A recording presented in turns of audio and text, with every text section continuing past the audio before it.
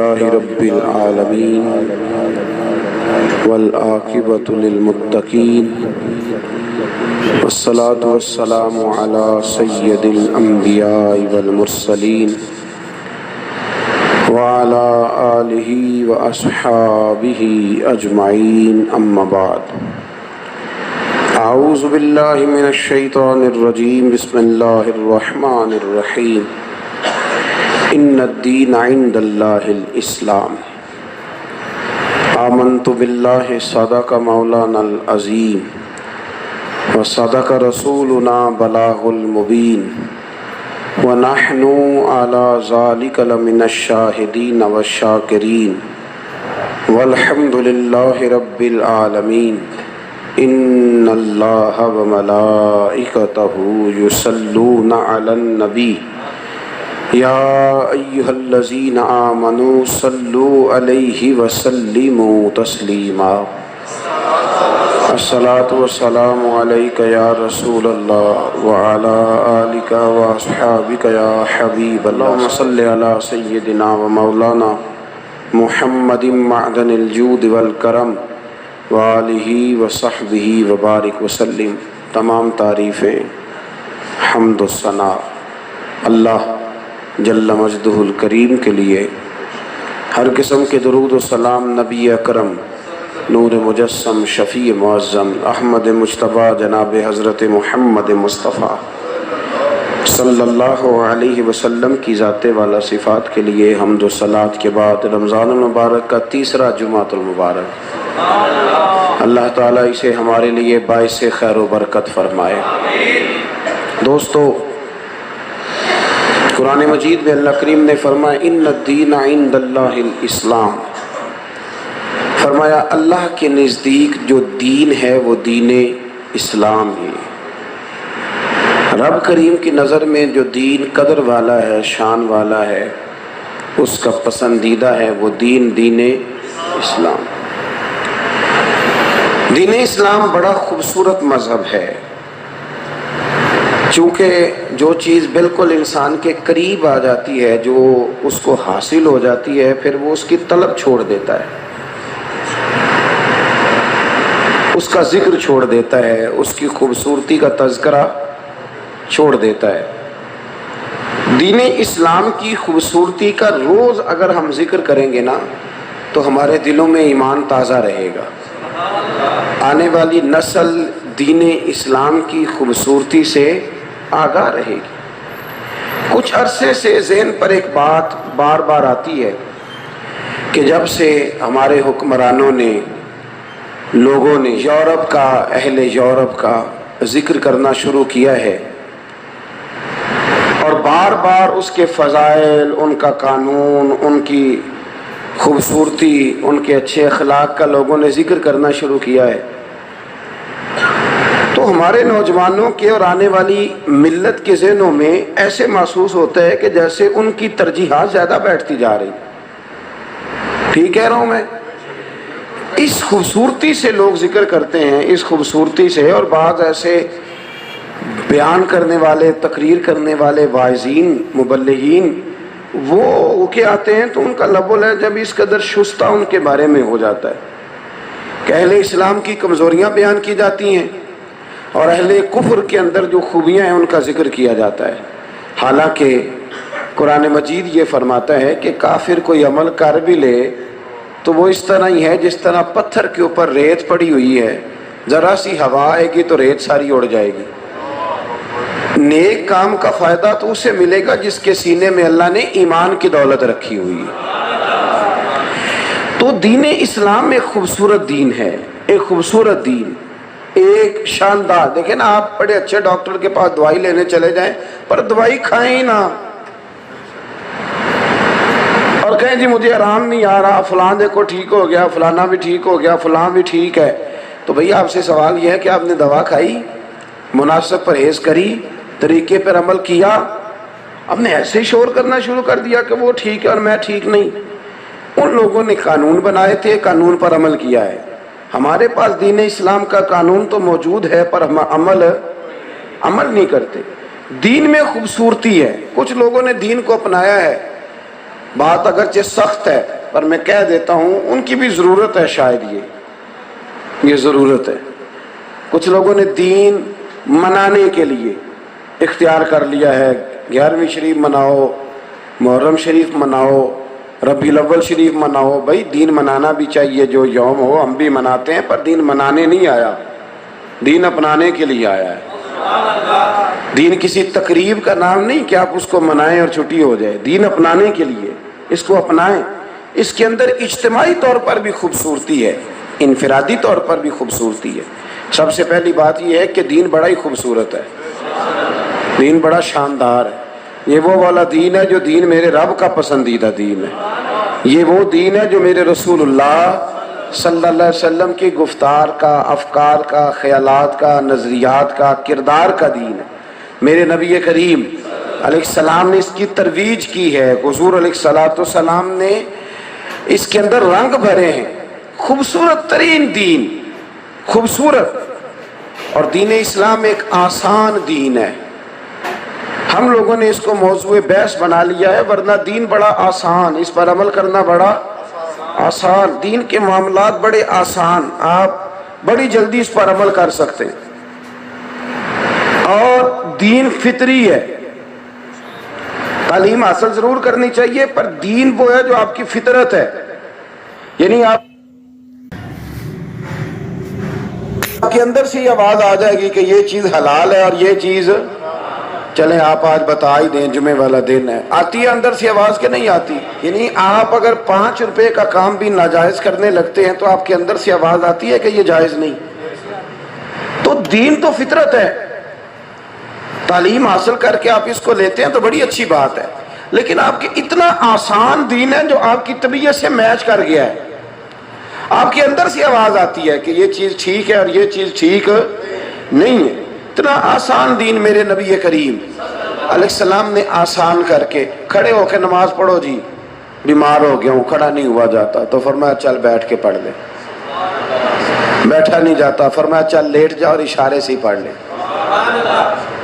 کوئی نہیں تو اشارے سے پڑھ لے۔ رمضان آ گیا جی، میں بڑا بیمار ہوں، کوئی حرج نہیں، تو عید کے بعد روزے رکھ لینا، میں جی رکھ ہی نہیں سکتا، مجھے امید ہی نہیں، چل تو فدیہ دے دے، تیرا فدیہ بھی قبول کر لیا جائے گا۔ اتنا آسان دین، اتنا آسان دین۔ زکوٰۃ ادا کرنی ہے جی، جو مال آپ کے قبضے میں، کبھی آپ زکوٰۃ کا نظام دیکھیں تو اتنا آسان ہے نا زکوٰۃ دینا، یعنی آپ کی ضروری، اللہ تعالیٰ کہے نا کہ جو ضرورت ہے اس میں سے 2.5% دو، مشکل کام نہیں یہ بھی، کل مال میں سے 2.5% دے دو تو یہ بھی مشکل ہے، لیکن اللہ کرے آپ سمجھے جو میں سمجھانا چاہ رہا ہوں۔ کل مال میں سے 2.5% دے دو، تو جس آدمی کا 50 لاکھ کا مکان ہے اس کو 2.5% دیتے ہوئے کیا اعتراض ہے؟ لیکن فرمایا نہیں، جو تیری ضرورت کا ہے وہ سارا رکھ لے، 1 روپیہ بھی نہ دے، اور ضرورت سے جو زیادہ ہے نا وہ بھی اگر 2-4 لاکھ ہے تو جا نہیں لیتے، وہ اگر 7.5 تولے سونے کے برابر ہو جائے، اور پھر ابھی تو 2-3 مہینے ہوئے جی میرے پاس پیسے آئے، فرمایا جا ابھی بھی نہیں لیتے، کب لیں گے؟ فرمایا جب سال پورا گزر جائے اور پھر تیری ضروریات سے، تیری حاجات اصلیہ سے وہ چیز زیادہ ہو، فرمایا اس وقت بھی تجھ سے 2.5% قبول کریں گے، اور اگر اگلے سال بھی تیرے پاس توفیق ہوئی تو پھر تجھ سے قبول کریں گے، ورنہ قبول نہیں کریں گے۔ 2.5% ہے صرف تیرے ذمے، اس سے زیادہ تیرے ذمے نہیں ہے۔ میرے نبی کریم علیہ السلام نے اتنا آسان دین، اسی طرح کا حج کا معاملہ ہے، اگر استطاعت ہے تو حج کرنے آؤ، اگر نہیں ہے تو نہ آؤ۔ تو ایک بندے نے کہا جی میرے پاس استطاعت تو ہے، پیسے ہیں، میری صحت کوئی نہیں، تو فرمایا ٹھیک ہے تو حج بدل کرا دے، کسی کو بھیج کے حج کرا دے۔ تو اتنا آسان کر کے دین میرے نبی پاک علیہ السلام نے 3 دن تراویح جماعت کے ساتھ پڑھی، حضور نے پڑھی ہمیشہ جماعت کے ساتھ 3 دن پڑھی۔ سمجھ آ رہی ہے میری بات کی؟ لفظوں کو اسی طرح لیجئے گا جس طرح کہ میں کہہ رہا ہوں۔ حضور علیہ السلام نے 3 دن تک جماعت کے ساتھ پڑھی، پھر چوتھے دن صحابہ انتظار کرتے رہے پر حضور باہر نہیں آئے، اور شام کو حضور نے فرمایا مجھے پتہ ہے تم انتظار کرتے رہے ہو، اور میں اس لیے نہیں آیا کہ کہیں تراویح کی جماعت فرض نہ ہو جائے. فرض ہوتی تو تمہیں تکلیف ہونا تھی. آپ بتائیے نا, اگر یہ 20 رکعتیں فرض ہوتی تو کبیرہ گناہ جو چھوڑے. تو آج اگر یہ سنت مؤکدہ ہے, کوئی معذور, کوئی بیمار, کوئی مجبور رہ بھی جاتا ہے تو اللہ اس سے درگزر فرمائے گا, اللہ اس سے درگزر کرے. تو میرے عزیز, اسلام نے آسان کر کے دین دیا. آسان, بچہ پیدا ہو گیا تو ٹھیک ہے, اگر آپ کے پاس توفیق ہے تو عقیقہ کر لیں, نہیں تو اپنے گھر میں خوش رہیں, کوئی شریعت پابند نہیں کرتی. شادی کا موقع آ گیا تو عورت کو حق مہر دینا ضروری ہے, اس کی طبیعت کے مطابق, اس کی ڈیمانڈ کے مطابق. باقی کسی چیز کی کوئی ضرورت ہم نے بڑی مشکل پیدا کر لی اپنے لیے, بڑی مشکل. ساری زندگی کی کمائی شادی پہ لگ جاتی, ساری زندگی کی کمائی. 6 سال سعودی عرب لگا کے بندہ آیا ہے, اور جب وہ واپس گیا ہے تو قرضہ چڑھا کے گیا ہے, ساری زندگی کی کمائی لگ جاتی. تو اسلام نے ہمارے لیے آسانی کر دی, خوبصورتی کر دی, اور عین فطرت کے مطابق ساری باتیں. فرمایا بچوں کے لیے روزی کمانے پہ نکلے گا نا, حلال کمانا, اللہ تجھے روزی کمانے پر بھی عبادت کا ثواب عطا کر دے گا. حالانکہ وہ روزی کما رہا ہے, اپنی ڈیوٹی کر رہا ہے. فرمایا وہاں بھی اللہ تجھے عبادت کا ثواب دے گا. پھر میرے نبی کریم علیہ وآلہ وسلم نے فرمایا کہ روزی کما کے تو لایا ہے تو تیری اماں بھی بیٹھی ہے, تیرے بچے بھی ہیں, تیری بیوی بھی ہے. تو یا رسول اللہ صلی اللہ علیہ وسلم, اب میرے لیے کیا ہے؟ جب تو کما رہا تھا تو عبادت میں ہے, اور جب تو کما کے لے آیا تو فرمایا جو تو نے اماں کے منہ میں ڈالا اس پر بھی تجھے صدقے کا ثواب ملے گا. جو تو نے بچوں کے منہ میں ڈالا, اپنی کمائی, اپنے ہی بچے کھائیں. کوئی نہیں سمجھ آئی آپ کو؟ یعنی اپنے پیسے اپنے گھر ہی لگا لو اور اللہ صدقے کا ثواب بھی عطا کر دے گا. فرمایا جو تو بیوی کے منہ میں ڈالے گا اس پر بھی اللہ تجھے صدقہ کرنے کا ثواب عطا فرمائے. تو بات کی سمجھ آ رہی ہے آپ حضرات؟ تو دین نے آسان کر کے کوئی جبر نہیں رکھا. حضور صلی اللہ علیہ وسلم مسجد میں تشریف لائے تو کچھ لوگوں نے شکایت کی کہ ہمارا امام لمبی نماز پڑھاتا ہے, لمبی نماز. تو نبی پاک صلی اللہ تعالی علیہ وسلم کے صحابی حضرت انس بن مالک فرماتے ہیں حضور نے غضب فرمایا. نبی پاک علیہ السلام نے غضب فرمایا, جلال فرمایا. حضور فرمانے لگے جب اپنی پڑھنی ہو تو جتنی مرضی لمبی پڑھا کر, اور لوگوں کو درمیانی پڑھایا کر. اور لفظ ہیں حدیث کے, فرمایا میں لوگوں کو دین کے قریب کرتا ہوں, تو دور کرتا ہے. مختصر جامع نماز پڑھا, یہ تو کیا کرتا ہے؟ تو آسان کر کے دین. حضرت ابو دردہ رضی اللہ تعالیٰ عنہ, حضرت سلمان فارسی, ان کو حضور نے نا بھائی بھائی بنا دیا تھا. بھائی بھائی, جب وہ مہاجر اور انصار کو بھائی بھائی بنایا تو حضور نے ان کو بھی بھائی بھائی بنا دیا. تو حضرت اس وقت تک پردے کی آیتیں بھی نازل نہیں ہوئی تھی, لوگ ایک دوسرے کے گھر جا سکتے تھے. حضرت سلمان فارسی جب ان کے گھر گئے تو ان کی بیوی کو دیکھا کہ نہ تو وہ کوئی صفائی کا بندوبست ہے کپڑوں کا, نہ گھر کا, نہ کوئی کھانا ڈھنگ سے پکا رہی ہے. کوئی جو اچھے گھروں میں شام کو تیاری کا سسٹم ہوتا ہے وہ نہیں ہے. تو آپ فرمانے لگے تجھے کیا ہو گیا ہے میری بہن, تو کوئی تیاری نہیں کرتی؟ تو کہنے لگی کس کے لیے کروں, تیرا بھائی تو ساری رات نفل پڑھتا رہتا ہے اور روزانہ ہی روزہ رکھتا ہے نفلی, اور کھانا وہ اتنا سا کھاتا ہے شام کو تاکہ وہ نیند ہی نہ آئے. اور کم کرو تھوڑی آواز. تو وہ کس کے لیے یہ تیاری کروں, کس کو میں یہ سارا کچھ دوں؟ حضرت سلمان فارسی کہنے لگے سمجھ آ گئی ہے بات کی, کر لیتے ہیں ٹھیک اسے. اور ویسے بھی آپ کو پتا ہے درویش اور پیر کامل ہوتا ہی وہ ہے جو تھوڑی روٹی کھائے, زیادہ کھا لے تو کہنے تو مولویاں اور کھاندہ ہے. پتا ہے آپ کو, یعنی پھٹے پرانے کپڑے پہنے, سائیکل پہ پھرے, وہ درویش کامل ہے. بے شک پیسے چھپا کے رکھے سارے, لیکن روٹی آدھی کھائے. مجھے ایک دن ایک صاحب میری کچھ طبیعت ٹھیک نہیں رہتی تو کئی دفعہ میں بھرپور کھانا نہیں کھا پاتا, تو میں نے تھوڑا سا کھانا کھایا تو میں ہٹ گیا. تو کہنے لگے حضرت صاحب تجھے تو درویش بندے ہو, میں تھوڑے دن پہلا مولوی 2 دن بلا بیٹھا, انہاں بڑا ہی کھادا ہے. میں کہا تو بلائے کیوں سن؟ کہندا جی دعوت کیتی سی. میں کہا بڑا نادان ہے, نالے دعوت کیتی سو نالے اندر ہونا کھادا بڑا ہے. تو بھائی تو نے کھلانے کے لیے بلایا تھا نا, تو پھر یہ شکوہ کس بات کا؟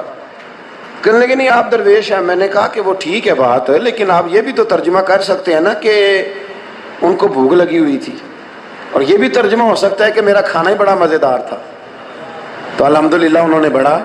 تو ہم نے یہ کیوں مزاج بنا لیا ہے؟ پھٹے پرانے کپڑے ہوں، پیر اس کو کہیں گے جو بالکل نہ اللہ تعالیٰ معاف کرے، وہ حضرت شیخ عبد الواحد زید رحمۃ اللہ علیہ پھٹے کپڑے پہنتے تھے، تو خواجہ حسن بصری فرمانے لگے تیرے اوپر تو اللہ کی خیر ہے، اچھے کیوں نہیں پہنتا، لوگ بڑے تحفہ دیتے ہیں تجھے۔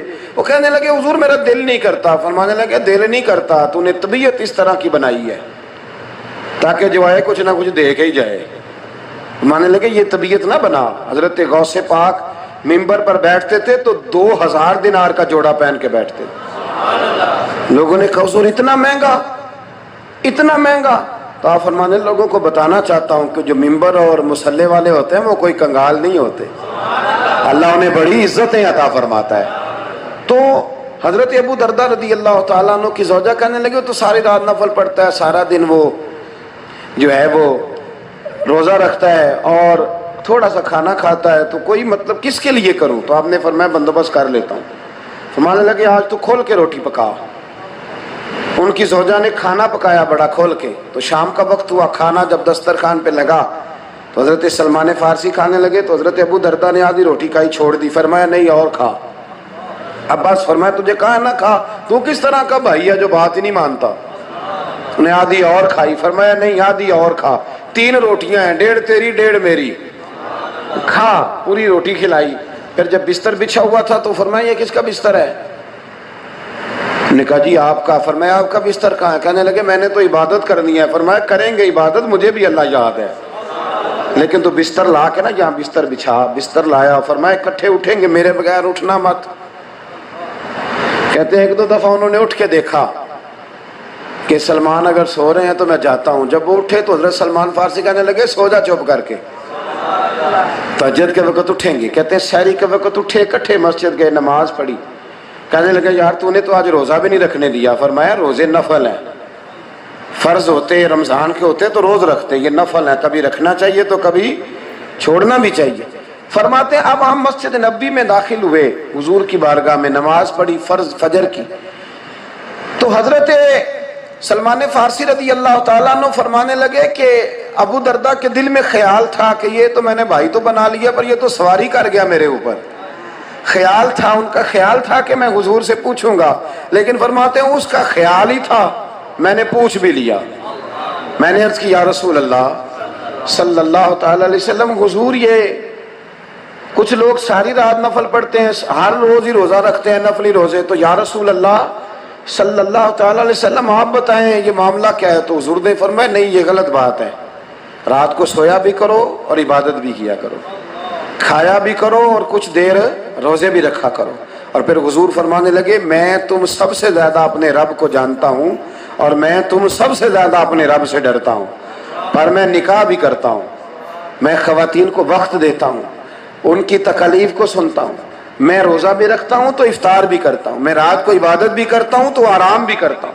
تو دین کے مزاج کو سمجھے، دین ایک خوبصورت کر کے ہمیں ماحول بنا کے دیتا ہے۔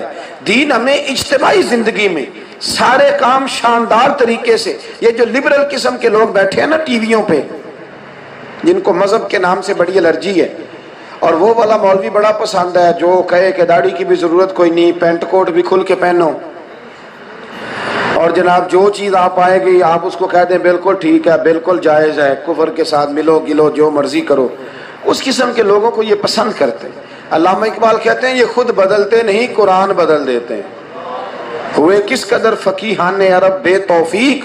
تو میرے بھائی نبی کریم علیہ الصلوۃ والسلام نے ہمیں بڑا سونا، بڑا صاف ستھرا، بڑا آسان اور عمل کرنے والا دین عطا فرمایا ہے، عمل کرنے والا، اور قریب قریب قرینے قیاس حضور نے سارا کچھ دیا جو عین انسان کی فطرت کے مزاج کے قریب ہے۔ اجتماعی زندگی میں بھی حضور نے ہمیں میٹھا دین دیا اور انفرادی زندگی میں بھی، ذاتی زندگی میں بھی۔ توجہ ہے میرے بھائیوں کی؟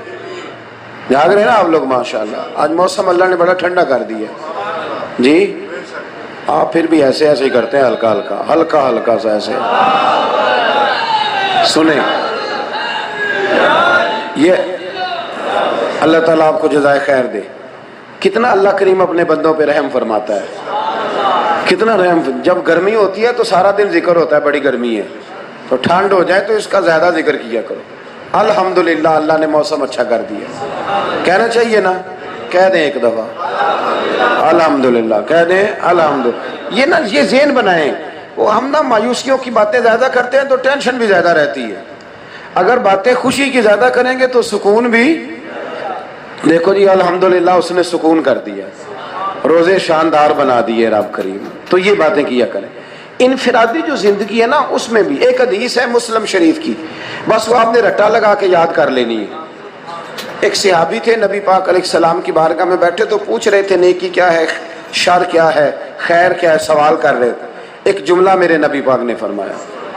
حضور فرمانے لگے نیکی تو تو کرے گا ہی, شر سے تو بچے گا ہی, کچھ نہیں نہ کر سکتا تو ایک کام ضرور کرنا. عرض کی یا رسول اللہ وہ کون سا؟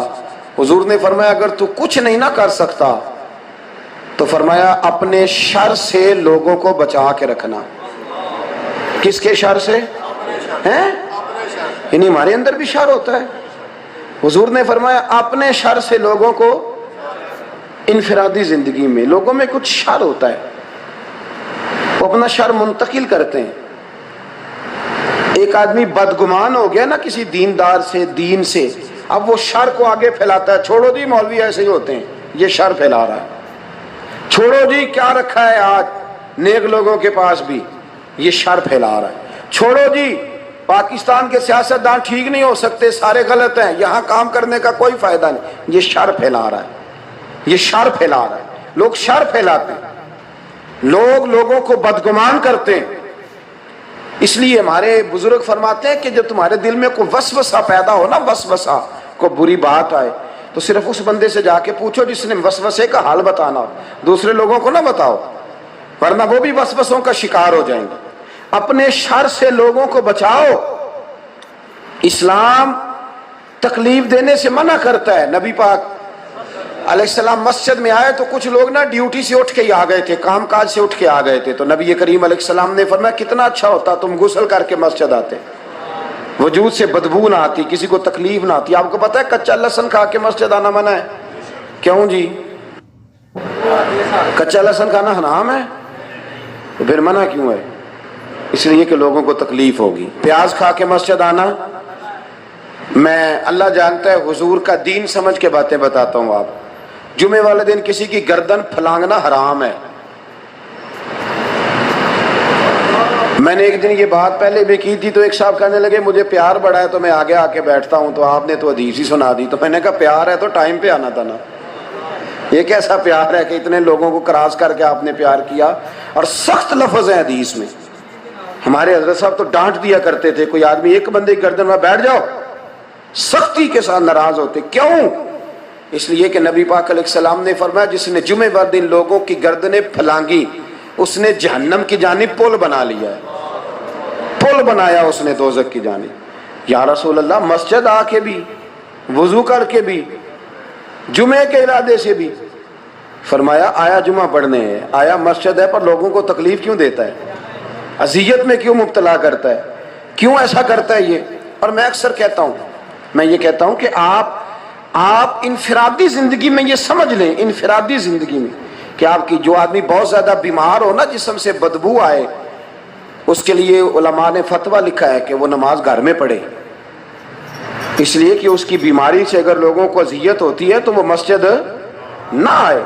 انفرادی زندگی میں حضور نے فرمایا اپنے شر سے لوگوں کو بچاؤ. یار کتنا وہ شخص ظالم ہے کہ جو کسی سے ملنے آتا ہے تو بندہ دعائیں مانگتا ہے کہ اب یہ واپس چلا ہی جائے تو مہربانی اس کی. کتنا وہ ظالم ہے کہ گھر جاتا ہے تو بچے خوف سے سہم جاتے ہیں کہ ابا جی واپس چلے جائیں. بیوی ڈرتی ہے اور اللہ تعالیٰ معاف کرے دعائیں مانگتے ہیں لوگ, بیویاں دعائیں مانگتی ہیں کہ اب اس کے ساتھ وقت تو گزارنا ہے, زندگی تو بتانی ہے, دعا کریں ذرا آسانی سے گزر جائے. اور یہ میں بڑی ذمہ داری سے کہہ رہا ہوں, میں نے بعض مردوں کو بھی دعائیں مانگتے دیکھا ہے کہ دعا کریں اس عورت کے ساتھ میرا وقت صحیح گزر جائے, میرے 4-5 بچے ہیں, پر یہ زبان کی شریر ہے, یہ تکلیف دیتی. ہم لوگ اپنے صدقے دے کے, خیرات دے کے اور نمازیں پڑھ کے اور روزے رکھ کے جب معاشرے میں شر پھیلاتے ہیں نا شر، تو پھر ہم دین کی. میرے رسول کریم علیہ الصلوۃ والسلام سے کہ بارگاہ میں عرض کیا گیا یا رسول اللہ ایک بی بی بڑا ہی صدقہ کرتی ہے پر شریر ہے، اپنی زبان سے تکلیف دیتی ہے، میں اپنے لفظ میں کہوں گا بدتمیز ہے، سخت بولتی ہے. اور جی میں جی سچی بات کرتا ہوں کسی کو غصہ ہی لگے، وہ کون سی سچی بات ہوتی ہے جس کا غصہ لگتا ہے؟ آپ سچی نہیں کرتے، آپ بدتمیزی کرتے ہیں، آپ لوگوں کی عیب جوئی کرتے ہیں، آپ زبان درازی کرتے ہیں. سچ بات کہنے والے میں اور زبان درازی کرنے والے میں فرق ہوتا ہے. آپ سچی بات نہیں کہہ رہے، سچی بات تو میرے نبی پاک کی ساری باتیں سچی تھی. کبھی کسی کو تکلیف ہوئی تھی حضور کی سچی بات سے؟ سچی بات اور ہوتی ہے، کڑوی بات، ان میں فرق ہوتا ہے. سچی بات کرنے کا بھی طریقہ سیکھیں، صحیح بات کرنے کا بھی سٹائل سیکھیں وہ کیسے کرنی ہے. سچی بات بھی ٹھیک طریقے سے کریں گے تو وہ صحیح ہوگی. کبھی آپ نے دیکھا ہے کہ ڈاکٹر کڑوی گولی دے اور کہے پانی نہیں پینا، دوائی کڑوی دے دی اور ساتھ کہتا ہے کہ پانی یہ ہوتا ہے؟ وہ کہتا ہے یہ دوائی ہے اور اس کے بعد تم نے پانی پینا ہے تاکہ تمہاری کڑواہٹ. یہ کس قسم کا سچا ہے؟ عرض کی یا رسول اللہ صلی اللہ علیہ وسلم وہ نا صدقہ دیتی ہے لیکن اپنی زبان سے لوگوں کو تکلیف دیتی ہے، تو رسول کریم نے فرمایا وہ جہنمی عورت ہے، وہ اس کے صدقے خیراتیں دوزخ کے سامنے آڑ نہیں بنے گی، وہ دوزخی ہے. یا رسول اللہ ایک بی بی ہے ہمارے محلے میں پنیر کے خشک ٹکڑے صدقہ کرتی ہے، وہ بھی کبھی کبھی. صحابی پوچھتے ہیں حضور پنیر کے خشک ٹکڑے وہ بھی کبھی کبھی، لیکن حضور زبان کی بڑی میٹھی ہے، حضور لب و لہجے کی بڑی اچھی ہے، لوگوں کو تکلیف نہیں دیتی. تو میرے نبی کریم سید عالم صلی اللہ تعالی علیہ وآلہ وسلم نے فرمایا اسے جا کے بتا دو کہ اس کے نبی خوشخبری دیتے ہیں کہ رب تجھے بغیر حساب کتاب جنت عطا فرمائے گا. آپ دیکھیں کہ آپ کی وجہ سے اذیت تو نہیں پہنچ رہی، تکلیف تو نہیں آ رہی لوگوں کو، ہم بوجھ تو نہیں بن رہے. قرآن مجید نے حکم دیا کہ اے میرے محبوب کے غلاموں جب کھانا کھا لو نا تو پھر میرے نبی کے گھر زیادہ دیر نہ بیٹھا کرو. حضور نے دعوت پکائی تھی تو کچھ لوگ روٹی کھا کے گپے مارنے بیٹھ گئے، میں کھانا کھا لیا تو اب جاؤ. کچھ لوگ بوجھ بنتے ہیں طبیعت پہ، باتیں ہیں تو کیے جاتے ہیں، سوال ہیں تو کیے جاتے ہیں، تو محسوس ہی نہیں کرتے کہ ہمیں تھوڑا احساس کرنا چاہیے. آپ کی ذات سے کبھی کسی کو کوئی تکلیف، آپ بے ضرر زندگی گزاریں، بے کیف زندگی گزاریں. آپ بھلا نہیں کر سکتے تو نقصان تو نہ کریں. اسلام کہتا ہے کہ تو دیکھ تیرا اٹھنا بیٹھنا چلنا پھرنا حتیٰ کہ تقریر کرنا بھی کسی کو تکلیف نہ دے. سنو تاریخ بغداد، حضرت عائشہ صدیقہ رضی اللہ تعالی عنہ، حضرت عائشہ صدیقہ نے حضرت عمر کو پیغام بھیجا، فرمایا ایک بندہ ہے وہ روز میرے دروازے کے سامنے کھڑے ہو کے تبلیغ کرتا ہے اور زور زور سے واز کہتا ہے، نہ مجھے نماز پڑھنے دیتا ہے، نہ تلاوت کرنے دیتا ہے، نہ آرام کرنے دیتا ہے.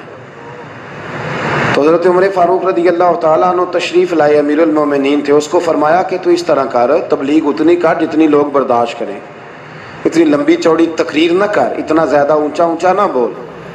کہنے لگا آج کے بعد نہیں کروں گا. چند دن گزرے تو پھر اس نے یہ کام شروع کر دیا. حضرت عائشہ صدیقہ نے پھر پیغام بھیجا، دیکھیں میں کتنی نازک بات کر رہا ہوں، دین اسلام کی خوبصورتی، نازک بات. یعنی وہ کیا کرتا تھا؟ تبلیغ کرتا تھا نا، کیا کرتا تھا؟ واز کہتا تھا نا، تقریر کرتا تھا نا، کوئی اچھی بات ہی کرتا ہوگا نا. حضرت عائشہ صدیقہ نے پھر پیغام بھیجا حضرت عمر کو کہ وہ تو پھر شروع ہو گیا. تو جناب عمر ڈنڈا لے کے آئے اور اتنا مارا کہ ڈنڈا توڑ دیا. فرمانے لگے یہ کون سی تبلیغ ہے جس کی وجہ سے لوگوں کو اذیت پہنچ رہی ہے؟ تو یہاں اگر آپ کسی کو کہہ دیں ساؤنڈ سسٹم کی آواز کم کرو تو وہ آپ کو بے ادب ہونے کی ڈگری دے دے گا، آپ گستاخ ہیں، بے ادب ہیں. ایسا نہ کریں. ہم بوجھ نہ بنے کسی کے وجود پر، کسی کے لب و لہجے پر بوجھ نہ بنے. یار یہ کوئی جوانی ہے کہ آپ گھر گئے ہیں تو آپ نے مصیبت کھڑی کر دی ہے کہ میری مرضی کا کھانا کیوں نہیں پکا؟ ہٹلر ہی بن گیا ہے. چودھری صاحب گھر آ گیا تو اماں بیچاری لائن میں کھڑی ہے اور جناب وہ موبائل توڑ رہا ہے اور وہ جناب لڑ رہا ہے. کیا ہے آپ؟ مطلب کیا ہے؟ یہ کیوں کر رہے ہیں؟ آپ بوجھ بنتے ہیں. گھر میں کھانا پکانے والی عورت انسان نہیں. آپ کے بچے اگر آپ صبح سے تھکے ہوئے آئے ہیں تو ان کا حق نہیں تھا کہ آپ کے سینے سے لگتے تھوڑی دیر. پیچھے ہٹ جاؤ سارے, میں بہت بڑا مجبور ہوں اور تانگ ہوں. یہ کوئی زندگی ہے؟ آپ نے تکلیف دے دی لوگوں کو, آپ گھر گئے تو گھر والوں نے چھپنا شروع کر دیا. یعنی اس طرح کا ماحول بنایا کہ لوگ دعا مانگنے لگے کہ اللہ تعالیٰ بابے کو پردہ دے دے تو ہماری جان چھوٹ جائے. یہ ہمارا رویہ ہے, یہ ہمارا طریقہ کار ہے. تو حضرت عمر فاروق رضی اللہ تعالیٰ انہوں نے مارا, اتنا مارا کہ اسے تکلیف ہوئی. فرمایا تو بوجھ بنتا ہے لوگوں پہ, اپنے شر سے لوگوں کو بچائیں. ہماری وجہ سے لوگوں کو تکلیف پہنچنے لگ گئی, ہمارے مزاجوں میں سختی آ گئی, ہماری طبیعتوں میں گھٹن پیدا ہو رہی. مطلب فٹافٹ ایک بندہ آتا ہے اور وہ کہتا ہے جی میں اہم ہوں, پہلے میری سن لیں. یہ آپ کیسی بات کر رہے ہیں؟ یہ آپ نے غلط طریقہ اختیار کیا ہے. اور ہمارے ہاں نا کچھ لوگ ایسے ہوتے ہیں کہ دونوں طرح سے معاملہ گڑبڑ ہے. اگر آپ نے امیر کی سن لی پہلے تو غریب ناراض ہے, اور اگر غریب کی پہلے سن لی تو کہتے ہیں یہ کارکن تھا نا, ہم کبھی کبھی آتے ہیں نا. دونوں طرف معاملہ گڑبڑ ہے. حضرت عمر فاروق رضی اللہ تعالیٰ عنہ کھڑے تھے, حضرت سعد بن ابی وقاص کے ساتھ نا کوئی بات چیت کر رہے تھے. حضرت عمر فاروق حضرت سعد اور جنگی معاملات میں بات کر رہے تھے. تو ایک دیہاتی آ گیا بدو, اس نے آ کے فٹافٹ کہا حضور وہ فلانی بات کرنی تھی. تو فرمایا ذرا ٹھہر جا بات کر رہا ہوں. اس نے پھر کہا اب بڑی اہم بات ہو رہی ہے, بڑی ضروری بات. پھر مداخلت کی حضور وہ میری سن لے. تو جناب عمر نے درہ مارا, مان لگے تجھے سمجھ نہیں آتی بات کر رہا ہوں. ابھی درہ مارا ہی تھا کہ حضرت عمر پریشان ہو گئے. حضرت سعد بن ابی وقاص کہتے ہیں میں نے ان کے کانوں کے نیچے پسینہ دیکھا اور ان کے ہونٹوں کو کانپتے دیکھا. پھر آپ نے وہ درہ اٹھایا اور اس بدو کی طرف پھینکا. فرمانے لگے یہ نہ سمجھنا کہ میں امیر المومنین ہوں, یہ درہ پکڑ اور میری پشت پہ مار. وہ کہنے لگا حضور نہیں وہ تو میری غلطی ہے. تو آپ فرمانے لگے تو نے غلطی کی تھی, جواب میں مجھے تو نہیں نہ کرنی چاہیے, چل مار. کہنے لگا حضور نہیں. فرمایا پھر کہہ میں نے خطاب کے بیٹے عمر کو معاف کیا. یہ بات کیا کہ حضرت عمر نے 2 رکعتیں پڑھی, پھر رونے لگے, پھر دیر تک روئے. حضرت سعد بن ابی وقاص کہنے لگے حضور کیا ہوا, کیوں رو رہے ہیں؟ فرمانے لگے یہ نا خطاب کا بیٹا عمر یہ بھول جاتا ہے کہ یہ اونٹ بھی چرایا کرتا تھا, یہ بھول جاتا ہے کہ یہ ریگستان اور صحرا میں رہا کرتا تھا, یہ بھول جاتا ہے کہ یہ چھوٹے اور کچے مکان میں, یہ بھول جاتا ہے. فرمایا سعد خطاب کا بیٹا بھی اپنے لیے دعا کر رہا ہے اور تو بھی خطاب کے بیٹے کے لیے دعا کر. وہ لوگ اپنے آپ سے بچاتے تھے کسی کو ہماری وجہ سے کوئی تکلیف نہ پہنچے. لیکن ہمارا مزاج, ہماری طبیعت, ہمارا لب و لہجہ, ہمارا انداز اتنا سخت ہوتا جا رہا ہے, اس قدر زیادہ ہماری طبیعتوں کے اندر چیزیں پیدا ہوتی جا رہی ہیں کہ ہمیں یہ سمجھنا چاہیے کہ کسی شخص کو ہماری وجہ سے کوئی تکلیف نہ ہو, کوئی اذیت نہ پہنچے. رسول کریم صلی اللہ تعالی علیہ وسلم اس بات کا خیال فرماتے. اللہ کے حبیب کے پیر پہ نا ایک صحابی نے پیر رکھ دیا. توجہ تو ہے نا میری بات پہ, آپ حضرات سمجھ آ رہی ہے باتوں کی؟ ایک شخص نے پیر رکھ دیا, بڑے موٹے تازے تھے. اب وہ پیر چھوڑ ہی نہیں رہے, موٹے تازے آدمی تھے. تو رسول کریم نے نا ان کے پیٹ میں چھڑی چبوئی. فرمایا میرا پیر تو چھوڑ دیا. اس نے پیر چھوڑا تو بڑے پریشان ہو گئے. فرماتے ہیں میں ساری رات روتا رہا, یہ مجھ سے کیا ہو گیا, حضور کا میں نے پیر دبا دیا. کہتے صبح حضور نے مجھے بلایا, جب میں حاضر ہوا تو نبی کریم علیہ السلام کی خدمت میں تو میں ڈر رہا تھا کہ کہیں میری مذمت میں کوئی آیت تو نہیں آ گئی, کہیں اللہ ناراض تو نہیں ہو گیا, میں نے نبی پاک کا پیر دبا دیا. رب تو محبوب کی ذرا غیر ارادی بے ادبی بھی گوارا نہیں کرتا. کہتے میں ڈر رہا تھا, پریشان تھا, لیکن جب دروازہ رسول پہ آیا نا تو اللہ کے حبیب نے میرے پیر دبانے کی بات ہی نہ چھیڑی. حضور فرمانے لگے یار وہ تیرے پیٹ میں نے چھڑی چبو دی تھی, تجھے تکلیف ہوئی ہوگی, اللہ کی رضا کے لیے معاف نہیں کر دیتا. فرماتے میں چھم چھم رونے لگا, جتنے لوگ کھڑے تھے وہ بھی روئے. یا رسول اللہ صلی اللہ علیہ وسلم وہ تو میں نے پیر دبایا تو آپ نے چھڑی چبوئی. تو حضور فرمانے لگے تو نے تو دیکھا نہیں, میں تو دیکھ رہا تھا نا, مجھے یہ کام نہیں کرنا چاہیے تھا, چل تو کہہ میں نے معاف کیا. وہ اتنا روئے کہ زمین پہ بیٹھ گئے. عرض کرنے لگے حضور نہیں میں بڑا راضی ہوں, یہ لفظ میں نہیں کہہ سکتا. حضور فرمانے لگے تو راضی ہے پر میں تو نہیں نا ابھی راضی. یا رسول اللہ آپ کیسے راضی ہوتے ہیں؟ فرمایا یہ 80 اونٹ مال غنیمت میں آئے ہیں میرے حصے میں, اگر تو سارے تحفے میں قبول کر لے تو میں راضی ہو جاؤں گا. فرماتے ہیں پیر بھی میں نے دبایا, معذرت بھی حضور نے کی, اور 80 اونٹ بھی نبی پاک نے تحفے میں عطا فرمائے. یہ دین کا وہ حسن ہے, یہ وہ نزاکت ہے دین کی, یہ وہ خوبصورتی ہے, یہ وہ بندہ نوازی ہے کہ آپ کے وجود سے کسی شخص کو کوئی تکلیف نہ پہنچے. لیکن ہم غیبت کرتے ہیں, ہم چغلی کھاتے ہیں, ہم عیب جوئی بھی کرتے ہیں, پھر عیب گوئی بھی کرتے ہیں. پہلے آپ تلاش کرتے ہیں, پھر عیبوں کو بیان کرتے ہیں. اسلام نے بڑا سخت ناپسند کیا. میرے رسول پاک علیہ الصلوۃ والسلام نے فرمایا غیبت تو زنا سے بھی زیادہ برا کام ہے. زنا ایک گندا کام ہے اور غیبت اس سے بھی برا ہے. لیکن ہم ڈسکس کرتے ہیں, ہم شر انگیزی کرتے ہیں, ہم باتوں کو پھیلاتے ہیں. آپ یقین کریں حق سے زیادہ جھوٹ معاشرے میں پھیلا ہوتا ہے. حق سے زیادہ جھوٹ جس کی کوئی بنیاد نہیں ہوتی, کوئی وجود نہیں ہوتا, وہ چیزیں عام ہوتی ہیں, وہ پھیلی ہوئی ہوتی ہیں. ان کو ہم مزے لے لے کے بات کر رہے ہوتے ہیں. کوشش کریں ہماری وجہ سے کسی کو تکلیف نہ پہنچے, ہم خیر پھیلانے کا. بغداد میں ایک بزرگ تھے تو درزیوں کا کام کرتے تھے. اللہ کے نبی حضرت ادریس علیہ السلام بھی درزیوں کا کام کرتے تھے. خوش ہوئے نا بات سن کے؟ پیشہ کوئی بھی برا نہیں, ایک برا ہے وہ ہے ہاتھ پھیلانا. اس کے علاوہ کوئی پیشہ برا یہ برا نہیں, یہ ہاتھ پھیلانا برا ہے. حضرت شیخ محمد بن حسن کہتے ہیں کہ وہ بزرگ جو تھے نا, امام غزالی نے لکھا ہے, وہ درزیوں کا کام کرتے تھے. تو اس زمانے میں نا کھوٹا سکہ بھی کبھی کبھی آ جاتا تھا. کھوٹا سکہ پرانے لوگوں کو تو پتہ ہوگا, چلو نوجوانوں کو بتا دیتا ہوں. چاندی کے سکے ہوتے تھے تو اوپر سے جب وہ کھس جاتا تھا نا نمبر, تو اس کو کہتے تھے اب کھوٹا ہو گیا. کیوں جی بزرگوں ایسا ہی ہے, وہ کھس جاتا تھا تو کہتے تھے سکہ, تو وہ چلتا نہیں تھا کہیں بھی. تو وہ بابا جی کی دکان مشہور ہو گئی تھی کہ وہاں کھوٹے سکے بھی چل جاتے ہیں. لوگ دے آتے تھے کھوٹے سکے, بہت سارے لوگ دے دیتے, بابا جی چپ کر کے قبول کر لیتے. مشہور ہو گیا, جو بھی جاتا کھوٹے سکے دے آتا, بابا جی قبول کر لیتے. پھر شام کو نہ گھوڑے پہ بیٹھ کے جاتے اور دریا میں بہا آتے. ایک دن کچھ بندے کھوٹے سکے لے کے آ گئے, تو بابا جی ابھی مصلے پہ تھے, نماز پڑھ رہے تھے. تو بیٹے نے کپڑے دیے تو کھوٹے سکے وصول کیے.